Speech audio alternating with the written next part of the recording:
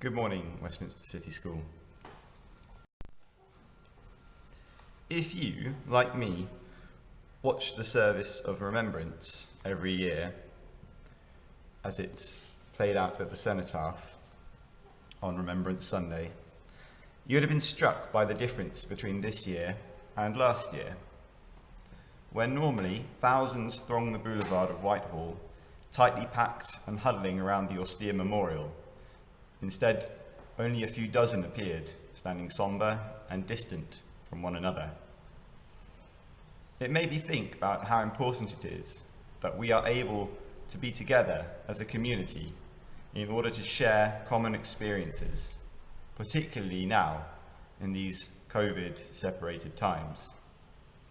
Moreover, it made me reflect upon how much more important it is that as individuals we are able to stand alone, unsupported, and still maintain our own sense of identity and values as those few representatives did last Sunday morning. On this day, November the 11th, otherwise known as Armistice Day, we think of the many millions who have perished in war from 1914 to this day. And it is overwhelming to think of so many lives and so many deaths. At the end of World War I, the grieving survivors faced the same tragic task. The clergy of Westminster Abbey decided to create a memorial inside the nave where a single person could be mourned on behalf of the millions. This tomb is that of the unknown warrior, a man whose name and identity are known only to the battlefields of France. Exactly 100 years ago today, his body was transported here to Platform 8 at Victoria Station before a great procession led by the King took the soldier to the Cenotaph and then to Westminster Abbey. The unknown warrior travelled a well-worn route upon a train which had carried many to and from the war overseas. One of these was Edith Cavell, a woman who dedicated her life to the care and preservation of others.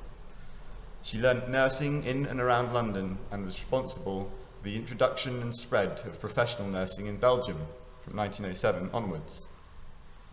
After the outbreak of war in 1914, Germany invaded and occupied Belgium. Edith secretly sheltered and smuggled Allied soldiers and civilians out of the German territory, all the while remaining a vocal critic of the Germans and continuing to care for her patients. In 1915, she was betrayed and arrested for her secret activities. Cavell admitted that she had helped around 175 people escape the German occupation safely. She was tried and convicted as a war traitor and sentenced a soldier's death by firing squad. Her final words before the execution were, "Patriotism is not enough. I must have no hatred or bitterness towards anyone." Afterwards, her body was conveyed by train to Victoria Station and then to Westminster Abbey, where she was honoured with a state funeral, the likes of which would not be repeated until that of the unknown warrior 5 years later. Edith embodies many virtues to which we should all aspire: compassion, courage, and integrity, to name but a few. We should all hope that we can live our lives with as much conviction as she did. Although we might be separated from those we care for and we face challenges with unknown consequences, may we all stand firm and sure of ourselves and our values.